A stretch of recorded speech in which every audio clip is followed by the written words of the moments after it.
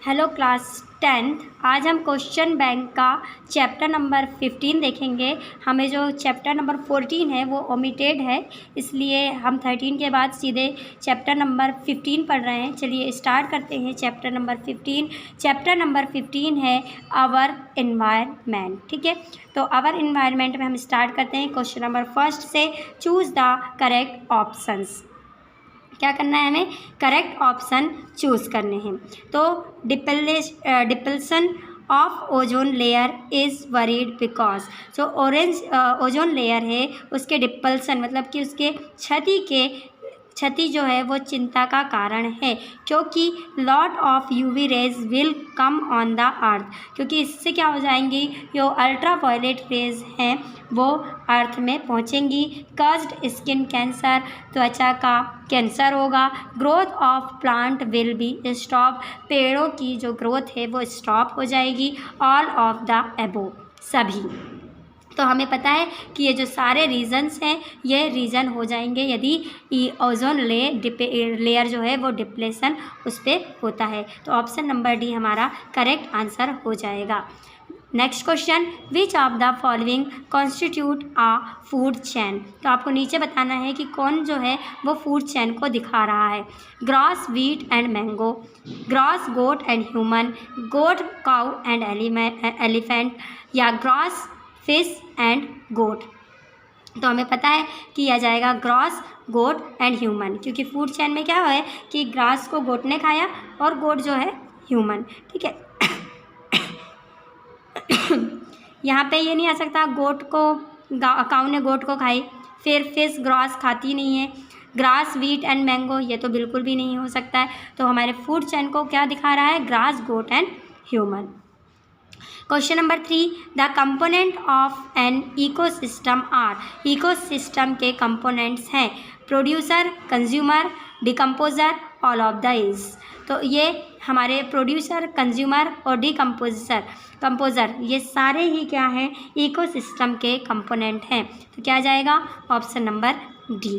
Green plants belong to which trophic level. Trophic level पे green plants belong करते हैं। First, second, third, fourth. क्या जाएगा? First. In an ecosystem man is a. जो ecosystem है उसमें मैन क्या है? हर्बीवोरस है, प्रोड्यूसर है, कार्निवोरस है, या ओमनीवोरस है। तो क्या है? ह्यूमन ओमनीवोरस है। Pyramid of energy is. Energy का जो पिरामिड है वो हमेशा always erect, always inverted, inverted and erect, या फिर नन ऑफ दीज। क्या जाएगा? Always erect. Non biodegradable pesticides in increasing amount at each nutrition level of the food chain is called। तो जो फूड चैन का न्यूट्रिशन लेवल है non biodegradable में वो क्या कहलाता है? ये कहलाता है न्यूट्रिशंस, पॉल्यूशन, या बायोमैग्निफिकेशन, या ब्लेंडिंग। तो ये कहलाता है biomagnification. Organisms which synthesize carbohydrate by the use of radiation energy from the inorganic compound। तो वो ऑर्गेनिजम्स जो क्या करते हैं? ऑर्गेनिजम्स जो सिंथेसाइज करते हैं कार्बोहाइड्रेट का by the use of radiation energy. किस एनर्जी का यूज़ करके? Radiation energy. और रेडिएशन एनर्जी कहाँ से मिलती है? सन से। फ्रॉम इनऑर्गेनिक कंपाउंड से। तो वो क्या कहलाता है? वो क्या कहलाते हैं वैसे ऑर्गेनिजम्स? डिकम्पोजर कहलाते हैं, प्रोड्यूसर कहलाते हैं, हार्बीवोरस कहलाते हैं, कार्निवोरस कहलाते हैं। तो ये क्या कहलाते हैं? Producer. The gradual transfer of energy in the form of food to organisms is called। तो वो ग्रेजुअल ट्रांसफ़र एनर्जी का फूड एक दूसरे से फूड चैन के थ्रू क्या करते हैं? एक दूसरे से फूड जो है वो ट्रांसफ़र होता है। तो इस तरीके से फूड के ट्रांसफ़र के साथ में एनर्जी ट्रांसफ़र होती है। तो यही फूड जो है वो ट्रांसफ़र जो हो रहा है एनर्जी के फॉर्म पे ये कहलाता है फूड चैन, पिरामिड, इकोसिस्टम, या नन ऑफ दीज। तो ये कहलाती है food chain. Question number 10, organisms of higher trophic level. Higher trophic level के जो ऑर्गेनिजम्स होते हैं which are depend over various type of organisms of lower trophic level forms. तो बोलता है कि क्या होते हैं जो ऑर्गेनिजम्स होते हैं कहाँ के, हायर ट्रॉपिक लेवल के। हायर ट्रॉपिक लेवल से मतलब वही कि फूड चेन में जो सबसे ऊपर रहते हैं, क्या करते हैं, कुछ क्या सबसे पहले स्टार्ट होता है कहाँ से, प्रोड्यूसर। प्रोड्यूसर क्या होते हैं, हमारे प्लांट्स। तो प्लांट्स पे डिपेंड करता है कौन, हार्बीवोरस। हार्बीवोरस पे डिपेंड करते हैं कौन, ओमनीवोरस। और ओमनीवोरस क्या करते हैं, दोनों ही चीज़ों को खाते हैं, ठीक है। ओमनीवोरस पे डिपेंड करते हैं कार्निवोरस। तो जो सबसे ऊपर होते हैं वो कार्निवोरस होते हैं। जो कार्निवोरस हैं वो क्या होते हैं, प्लांट्स तो खाते नहीं हैं। तो जो हायर लेवल पे जो होते हैं, ट्रॉपिक लेवल के जो हायर लेवल पे होते हैं ऑर्गेनिजम्स, और जो नीचे के लेवल पे होते हैं, इनसे जो है वो वेरियस टाइप से एक दूसरे पे डिपेंड करते हैं। सारे जो हैं वो एक दूसरे पे फूड के लिए डिपेंड करते हैं। तो इस तरीके से जो एक बनता है साइकिल, ठीक है, वो क्या है, ट्रॉपिक लेवल है, वो पिरामिड है, इकोसिस्टम है, या फूड वेब है। तो वो है फूड वेब, खाद्य जाल, खाद्य श्रृंखला। Next question, question number 11, which of the following limits,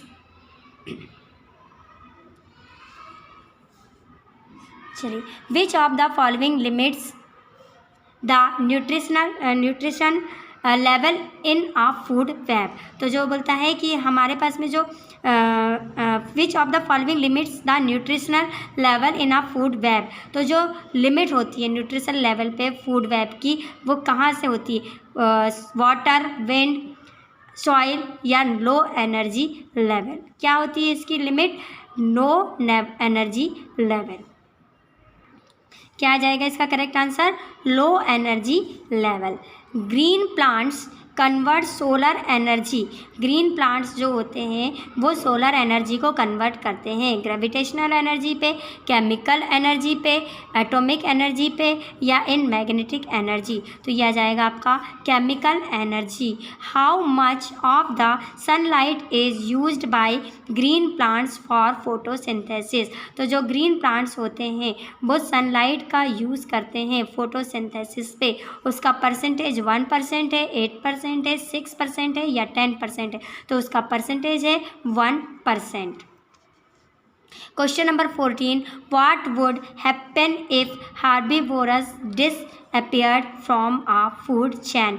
क्या होगा यदि फूड चैन से हार्बीवोरस जो हैं वो डिसअपियर्ड हो जाएं, मतलब गायब हो जाए, मतलब हार्बीवोरस जो हैं वो ना रहें फूड चैन पे, तो क्या होगा। Carnivores will increase. तो कार्निवोरस जो है वो इंक्रीज हो जाएंगे। ट्रीज विल ग्रो, पेड़ ज़्यादा हो जाएंगे। Herbivores will become carnivorous. Herbivores क्या बन जाएंगे, कार्निवोरस बन जाएंगे। या फिर the carnivorous will decrease while tree will increase. क्या हो जाएंगे, कार्निवोरस डिक्रीज हो जाएंगे और ट्रीज जो है वो इंक्रीज हो जाएंगे। अगर हार्बीवोरस ना हो, मतलब कि हार्बीवोरस क्या है, जो प्लांट्स पे डिपेंड करते हैं, तो हार्बीवोरस नहीं होंगे तो क्या हो जाएंगे, जो कार्निवोरस हैं, जो किसको खाते हैं, हार्बीवोरस को। हार्बीवोरस किसको खाते हैं, प्लांट्स को। अब प्लांट्स को खाने वाला कोई बचा नहीं, ठीक है, प्लांट्स को खाने वाला बचा नहीं, और जो हार्बीवोरस को खाते हैं उनको क्या हो जाएगा, उनके लिए फूड बचेगा नहीं, यानी कि फूड होगा ही नहीं। तो कार्निवोरस क्या हो जाएंगे, फूड के कमी के कारण क्या हो जाएंगे, ख़त्म होने लगेंगे। और जो प्लांट्स को खाते हैं कौन, हार्बीवोरस, वो भी नहीं है, प्लांट्स को खाने वाले भी कोई नहीं है, तो प्लांट्स क्या हो जाएंगे, सेफ हो जाएंगे। तो इस तरीके से जो कार्निवोरस हैं वो फूड की कमी के कारण ख़त्म हो जाएंगे, और जो ट्रीज़ हैं वो इंक्रीज़ हो जाएंगे, किसकी वजह से, हार्बीवोरस के ना होने की वजह से। If a tiger eats a deer. यदि टाइगर क्या करता है, डियर को खाता है, then energy will transfer to. तो एनर्जी ट्रांसफ़र होती है, ठीक है। अब आपको पता है कि टाइगर जो है सबसे पहले तो है आपके प्लांट्स जो है प्रोड्यूसर। अब प्लांट्स को किसने खाया है, प्लांट्स को खाई है डियर ने, ठीक है। तो ये कंज्यूमर हो गई फर्स्ट स्टेप का। अब इसके बाद में इसको डियर को खा लिया है किसने, लॉयन ने, ठीक है। तो अब जो लॉयन है, जो टाइगर है, sorry, tiger eat deer, tiger ने डियर को खाया है, तो the energy will transfer to. तो जो एनर्जी ट्रांसफ़र हुई है वो कहाँ हुई है, primary to secondary, secondary to primary, producer to decomposer, या प्रोड्यूसर टू प्राइमरी कंज्यूमर। तो देखिए ये है आपका क्या, प्रोड्यूसर, ये है प्राइमरी कंज्यूमर, और ये है जो प्राइमरी कंज्यूमर को खाया, तो ये प्राइमरी था और ये है सेकेंडरी। तो एनर्जी कहाँ ट्रांसफ़र हुई है? Primary to secondary. Next, in which trophic level relates green plants? Green plants trophic level में कहाँ पे होते हैं? प्राइमरी, सेकेंडरी, टर्शियरी या फोर्थ? तो ये होते हैं प्राइमरी लेवल पे होते हैं। फिर है आपका विच of the following is not a living component of the? कौन जो है वो living component, sorry not a living component, कौन है जो लिविंग कंपोनेंट नहीं है?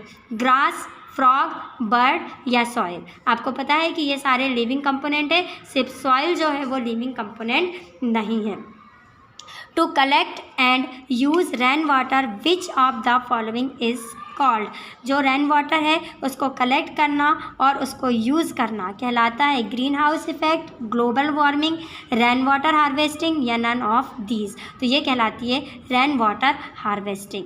विच of the following factors is not a physical component of an ecosystem? आपको ये बताना है कि इनमें से कौन सा फैक्टर जो है वो नहीं है फिजिकल कंपोनेंट इकोसिस्टम का। हीट, रैन, वाटर या गोट? तो गोट जो है वो एक फिजिकल कंपोनेंट नहीं है किसका? इकोसिस्टम का। बाकी के जो 3 है वो फिजिकल कंपोनेंट्स हैं इकोसिस्टम के। Number 20, the type of waste produce by us are? जो वेस्ट प्रोड्यूस होता है हमारे थ्रू, मतलब जो हम लोग वेस्ट प्रोड्यूस करते हैं वो क्या कहलाता है? Biodegradable, non biodegradable, both of the एबो या नन आइदर? ये दोनों ही कहलाता है, बायोडिग्रेडेबल भी और नॉन बायोडिग्रेडेबल भी होते हैं। अब हम आ जाते हैं क्वेश्चन नंबर 2 पे, fill in the blanks. The energy transfer to one trophic level to another trophic level blank energy? तो जो एक ट्रॉपिक लेवल से दूसरे ट्रॉपिक लेवल पे जो एनर्जी ट्रांसफ़र होती है, मतलब जैसे क्या हुआ, ग्रास को गोट ने खाया, गोट को लॉयन ने खाया, ठीक है। तो इस तरीके से ग्रास से एनर्जी किस पे ट्रांसफ़र हुई? प्लांट पे, प्लांट से किस पे हुई? लॉयन पे। तो जो एनर्जी ट्रांसफ़र होती है वो होती है कितनी? 10%। कितनी? 10%. A series of organisms participating at different biological level in which one organism feeds another organism is called? वो सीरीज़ जिसमें ऑर्गेनिज़म पार्टिसिपेट करते हैं डिफरेंट बायोलॉजिकल लेवल पे और एक ऑर्गेनिज़म्स खाने के लिए डिपेंड करता है दूसरे ऑर्गेनिज़म्स पे, तो ये जो पूरा सीरीज़ है वो कहलाती है फूड चेन। क्या कहलाती है? Food chain. Micro organisms like bacteria and fungi are called? कुछ माइक्रो ऑर्गेनिजम्स जैसे कि बैक्टीरिया और फंगी, ये सब जो हैं ये कहलाते हैं डीकम्पोज़र। क्या कहलाते हैं? Decomposer. Human depends on plants and carnivore for his food, show human is? जो ह्यूमन डिपेंड करता है प्लांट्स पे और कार्निवर्स डिपेंड करते हैं ह्यूमन पे, किसके लिए? फूड के लिए। और ये जो है इसलिए जो ह्यूमन है वो डिपेंड करता है क्या? Human depends on plants and carnivorous पे और प्लांट्स पे डिपेंड करता है। For his food so human man is? इसलिए ह्यूमन मैन है omnivorous. Man can not make his own food so he relates category of? Human man जो है वो अपना खाना नहीं बना सकता, इसलिए उसको रिलेट किया गया है कंज्यूमर की कैटेगरी। उसको क्या बोलते हैं? कंज्यूमर। क्या बोलते हैं? कंज्यूमर। अब हम आ जाते हैं question number 3, match the following. अब हमारी मैच है कॉलम ए, कॉलम बी। चलिए देखते हैं क्या क्या दिया है। Man made artificial ecosystem. Man made artificial ecosystem, man made artificial ecosystem कहलाता है, क्या कहलाता है? ये कहलाता है फॉर्म। तो जो है अपना मैन मेड आर्टिफिशियल इकोसिस्टम ये ऐड हो जाएगा किससे? फॉर्म से, ठीक है। फॉर्म जो मैन मेड इकोसिस्टम होता है, आर्टिफिशियल इकोसिस्टम होता है, वो फॉर्म कहलाते हैं। फॉर्म जहाँ पे जो मैन बनाया हुआ होता है वो। Transfer of energy from one level to another, एक लेवल से दूसरे लेवल पे एनर्जी का ट्रांसफ़र होना, ठीक है। इसके नीचे है the main cause of ozone layer depletion. Third trophic level of food chain, renewable source of energy. फिर है आपका energy flow in the ecosystem, ecosystem green plants and green algae. फिर है आपका गंगा क्लीनिंग स्कीम। फिर है आपका डीकम्पोजर्स। ठीक है, तो अब हमारा जो था मैन मेड आर्टिफिशियल इकोसिस्टम, ये होता है फॉर्म।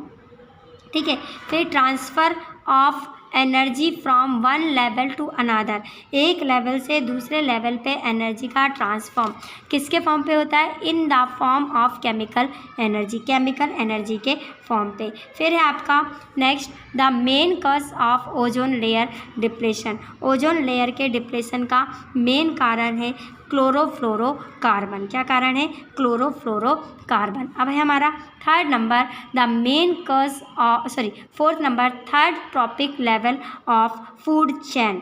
थर्ड ट्रॉपिक लेवल है फूड चेन का कौन? Carnivorous. Renewable source of energy, renewable source है एनर्जी के क्या? सन आ जाएगा इसका correct answer, sun. Energy flow in the ecosystem, ecosystem पे जो एनर्जी है उसका फ्लो जो होता है वो अनडायरेक्शनल होता है। इकोसिस्टम जो है, इकोसिस्टम आता है biotic and abiotic things, green plants and green algae. जो ग्रीन प्लांट्स और ग्रीन एल्गी होते हैं ये होते हैं प्रोड्यूसर। क्या होते हैं? ये प्रोड्यूसर होते हैं।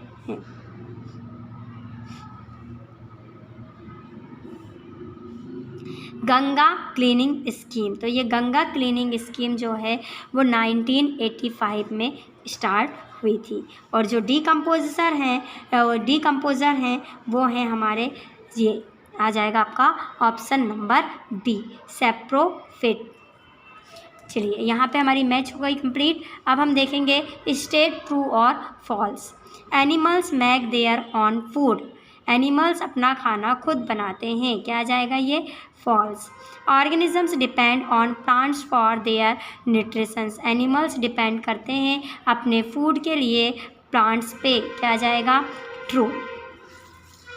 नेक्स्ट है हमारा nitrogen gas is responsible for global warming, false. कौन सी गैस रिस्पॉन्सिबल है? Carbon dioxide. The food chain consist of more than one food chain, food web में एक से ज़्यादा फूड चेन कंसिस्ट हो सकती हैं। True. The pyramid of energy is always upright, जो एनर्जी का पिरामिड होता है वो हमेशा ऊपर की तरफ बढ़ता है। True. Question number 5, give the answer in one word or sentence. Question number first, all of the external conditions around which an organism or community live is called, वो एक्सटर्नल कंडीशंस जो हमारे आसपास हैं किसी और जिसमें एक ऑर्गेनिज्म या कम्युनिटी क्या करती है? रहती है, वो कहलाता है environment. What are the substances that are not decomposed by microorganism, वो सब्सटेंस बताने हैं जो डीकम्पोजर्स जिन्हें डिकम्पोज नहीं होते हैं। ऐसे सब्सटेंस क्या कहलाते हैं? जो डीकम्पोज्ड नहीं होते हैं वो कहलाते हैं नॉन बायोडिग्रेडेबल कहलाते हैं। When many food chain are linked together then it called, जब बहुत सारी फूड चेन जो हैं वो एक दूसरे से लिंक होती हैं तो वो कहलाती है food web. Name the gas used in refrigerator, refrigerator पे यूज़ होने वाली गैस का नाम आपको बताना है। तो रेफ्रिजरेटर में यूज़ होने वाली गैस होती है फ्रेऑन। क्या होती है? फ्रेऑन। ये जो स्पेलिंग है ये मिस्टेक है, यहाँ पे आएगा एफ। फ्रेऑन नाम की गैस जो है वो रेफ्रिजरेटर पे यूज़ होती है।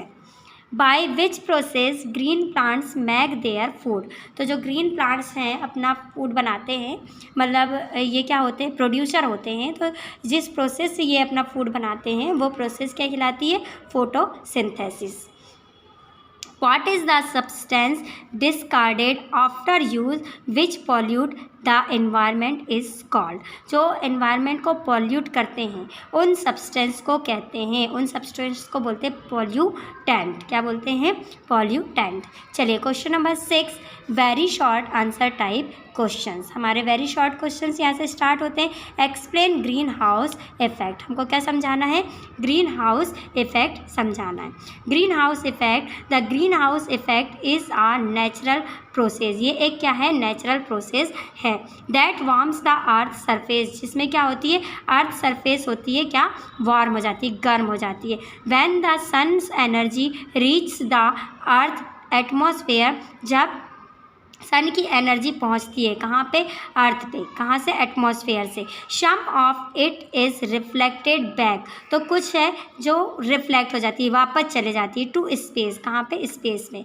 And the rest is absorb, और बाकी की जो है वो एब्जॉर्ब हो जाती है, मतलब रह जाती है, रुक जाती है, एब्जॉर्ब कर ली जाती है। And re radiated by green house gases, और ये री रेडिएट हो जाती है और क्या बनाती है? ग्रीन हाउस गैसेज बनाती है।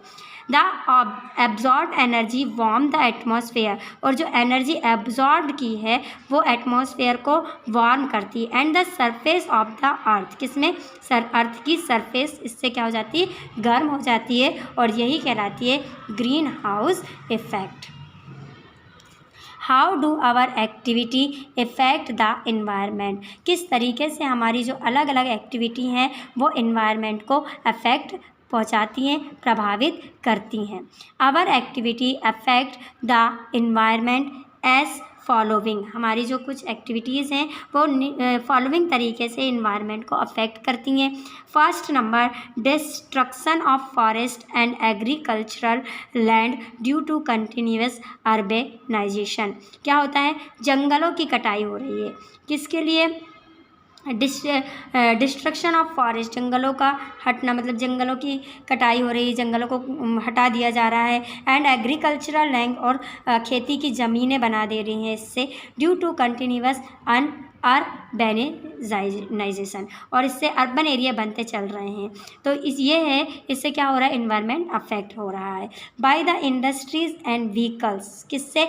इंडस्ट्रीज से और व्हीकल से। Amount of poisonous gas increase, इससे व्हीकल्स और इंडस्ट्रीज से क्या हो रहा है? पॉइजनस गैसेस का अमाउंट जो है वो बढ़ रहा है, मतलब हानिकारक गैसेस निकल रही हैं। Which leads to an increase in temperature, और जिसकी वजह से टेम्परेचर जो है वो इन्वायरमेंट का बढ़ते जा रहा है। Next, continuous use of insecticides and chemical fertilisers in agriculture, और कंटिन्यू जो है वो क्या कर रहे हैं? फर्टिलाइजर्स का यूज़ कर रहे हैं एग्रीकल्चर पे, जो क्या करता है? Destroy the useful organisms in the soil, जो सॉइल के यूजफुल ऑर्गेनिजम्स हैं उनको क्या कर रहा है? डिस्ट्रॉय कर रहा है, ख़त्म कर रहा है। इससे क्या कर रहे हैं हम? फर्टिलाइजर्स का यूज़ करके सॉइल पोल्यूशन हम बढ़ा रहे हैं। Use of soap detergent in the home increase the pollution in water, और कंटिन्यू जो है हम सोप का, डिटर्जेंट का यूज़ करते हैं हमारे घरों पे, जो क्या हो रहा है? जिससे क्या होता है? इंक्रीज़ हो रहा है वाटर का पोल्यूशन। वाटर इस तरीके से पोल्यूशन फैल रहा है वाटर पे, वाटर पोल्यूट होते जा रहा है।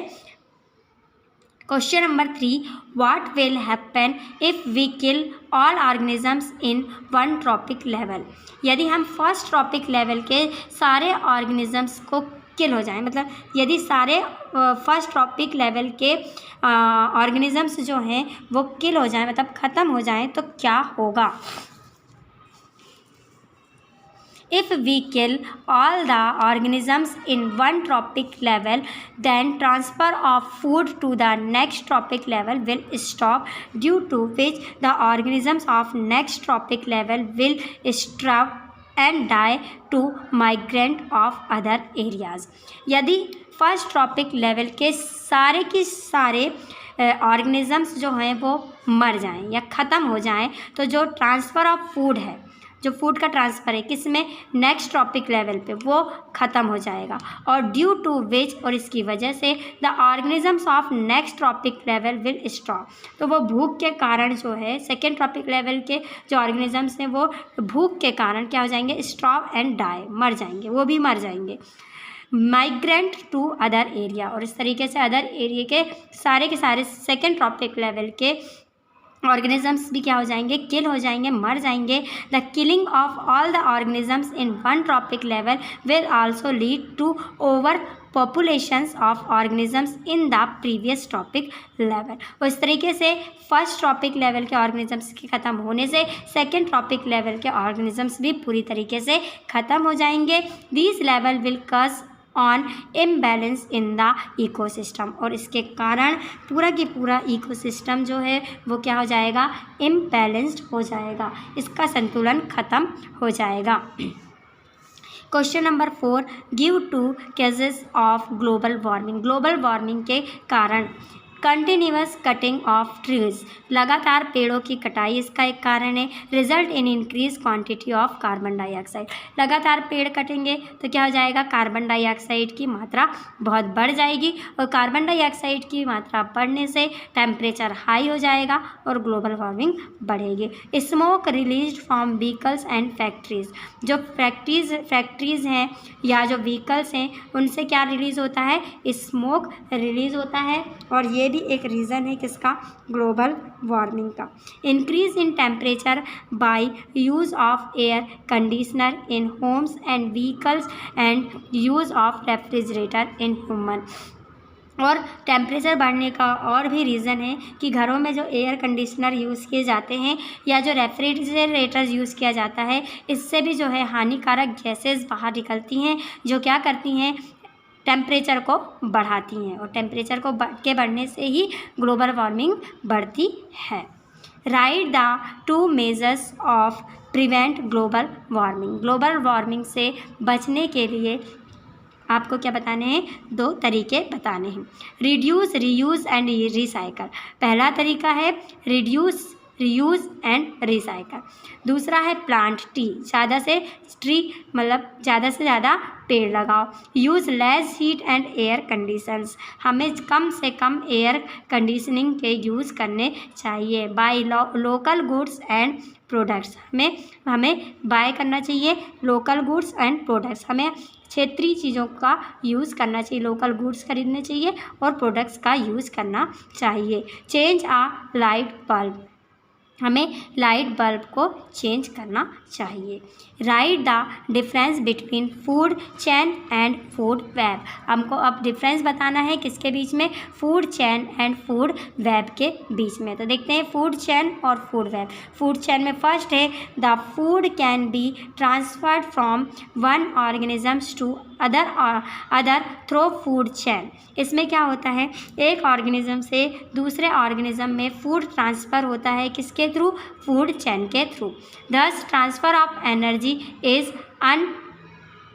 इनडायरेक्शनल, इसलिए फूड का ट्रांसफ़र, एनर्जी का ट्रांसफ़र जो है वो इनडायरेक्शनल होता है। जबकि फूड वेब क्या है, many of the food chains are interconnected by species, यहाँ पे एक से ज़्यादा फूड चेन्स जो होती हैं वो इंटर कनेक्टेड होती हैं, एक दूसरे से जुड़ी होती हैं। विच occur in more than one food chain, और यहाँ पे एक से ज़्यादा फूड चेन होती है। दस transfer of food Thus, transfer of energy is multi directional, इसलिए इसमें एनर्जी का ट्रांसफ़र मल्टी डायरेक्शनल होता है। इसमें यूनिडायरेक्शनल होता है और इसमें मल्टी डायरेक्शनल होता है। इसमें एक ही फूड चेन काम करती है और इसमें एक से ज़्यादा फूड चेन काम करती है। A list of organisms showing who eats whom is called a food chain, एक लिस्ट ऑर्गेनिजम्स की जो ये शो करती है कि कौन किसको खाता है, तो ये दिखाती है फूड चेन को। और द नेटवर्क, और इसमें क्या होता है, नेटवर्क होता है of a large number of food chain, large number of food chain का नेटवर्क होता है existing in an ecosystem, ecosystem पे is called a food web, उसको बोलते हैं food web. Due to less number of organisms it is a simple structure, इसमें number of organisms कम होते हैं इसलिए एक सिंपल स्ट्रक्चर होता है। Due to increase in the number of food chains, इसमें फूड चेन के नंबर ज़्यादा होते हैं तो the number of organism increase, इसलिए इसमें ऑर्गेनिजम्स के नंबर भी बढ़े हुए तो ज़्यादा रहते हैं। Thus it is a complex structure, इसलिए इसका स्ट्रक्चर जो होता है वो कॉम्प्लेक्स होता है। Next question number 7, what are primary, secondary and tertiary consumers. तो primary consumers are those that consume the primary producer plants. Primary consumer वो हैं जो कंज्यूम करते हैं किसको, प्राइमरी प्रोड्यूसर को, मतलब कि जो प्लांट्स को खाते हैं, किसको खाते हैं, प्लांट्स को खाते हैं, वो होते हैं प्राइमरी कंज्यूमर, जैसे कि रैबिट। सेकेंडरी कंज्यूमर वो होते हैं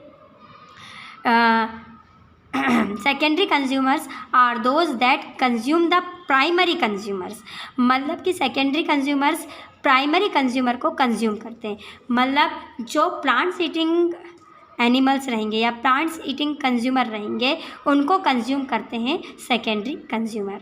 तो ये होते हैं आपके जैसे कि स्नैक।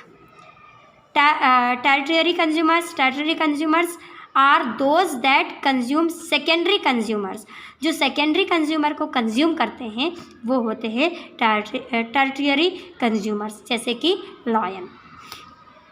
मतलब जो हार्बीवोरस को खाते हैं उनको खाने वाले कंज्यूमर जो होते हैं वो ये होते हैं टर्शियरी कंज्यूमर। नेक्स्ट है आपका question number 8, what are the role of detergent in ecosystem. Ecosystem में डिटर्जेंट का क्या रोल है। Detergent due to low biodegradability,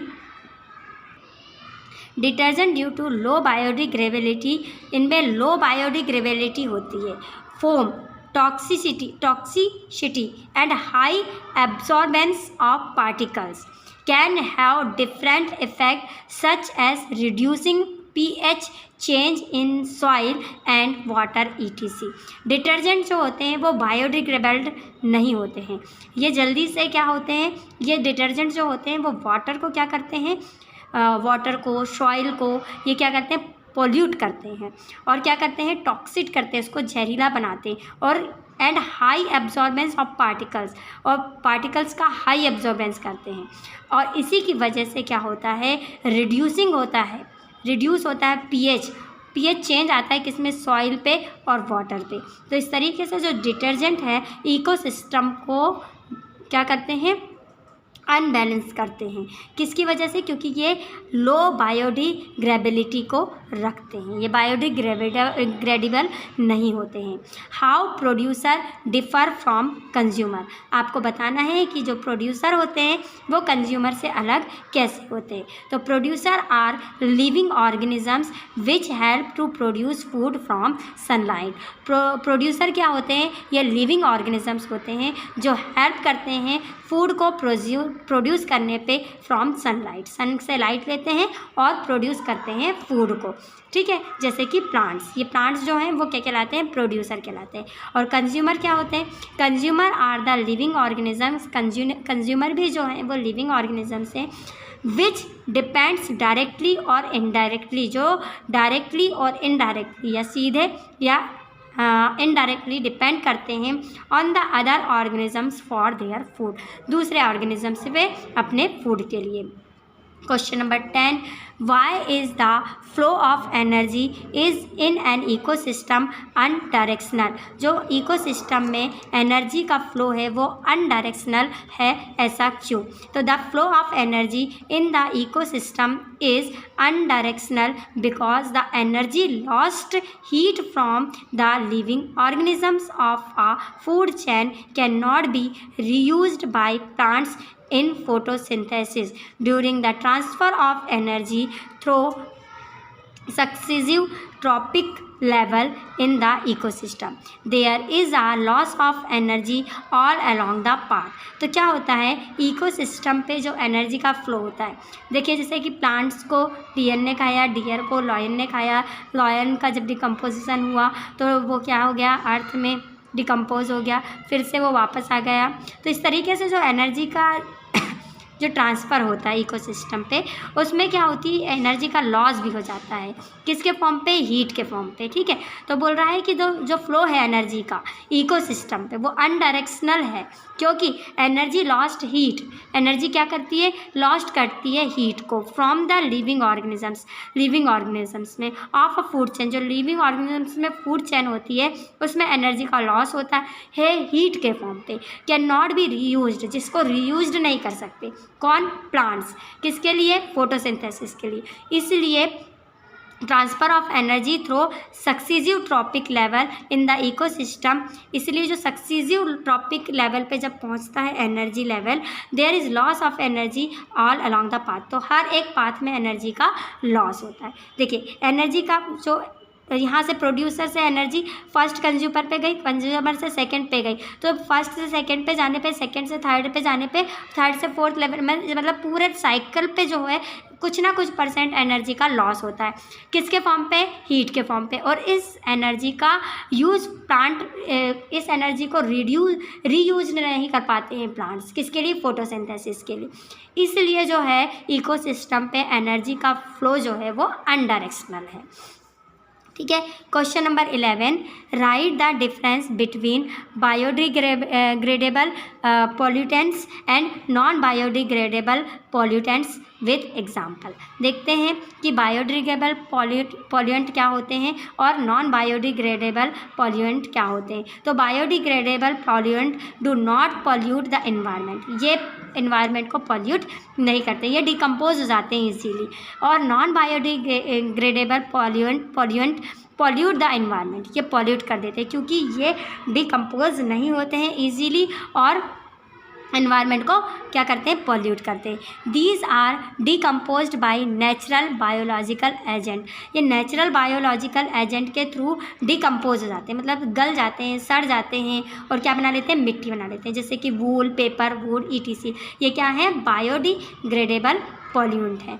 और these are not decomposed and degraded by microbes, ये माइक्रोब्स के थ्रू डिकम्पोज्ड नहीं होते, जैसे प्लास्टिक, ग्लास और ऐसे ही दूसरे ऑब्जेक्ट DDT वगैरह। ये क्या है, नॉन बायोडिग्रेडेबल पॉल्यूटेंट हैं।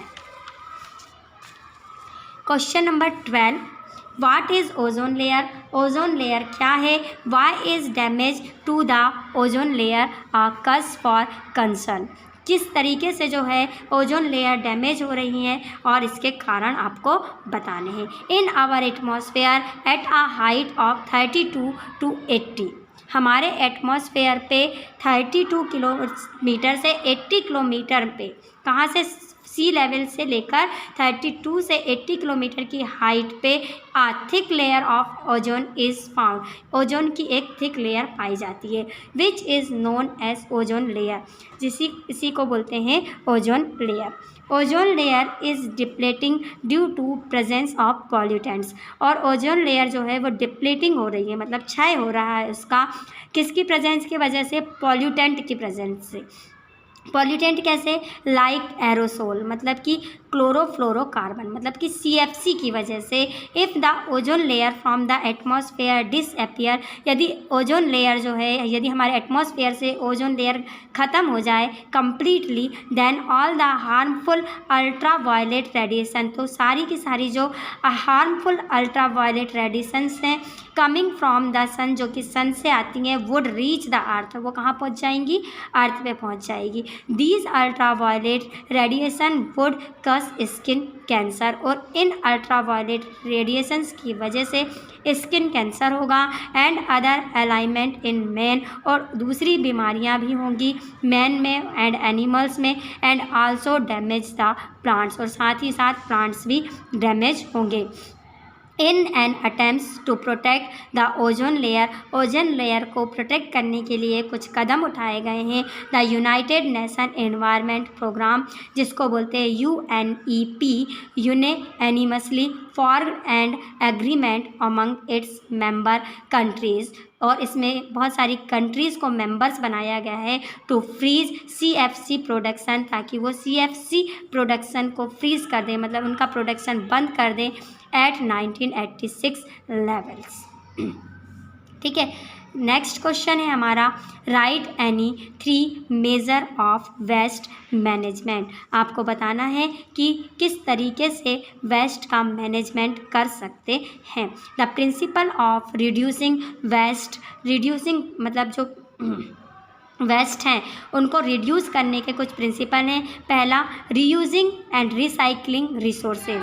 हमें क्या करना है, रिड्यूस करना है, रीयूज़ करना है और रिसाइकल करना है। Resources and products are often called the 3 R's, जिसको बोलते हैं 3 R's। क्या क्या, reduce, reuse and recycle. Reducing means choosing to use things with care to reduce and reduce the amount of waste generated।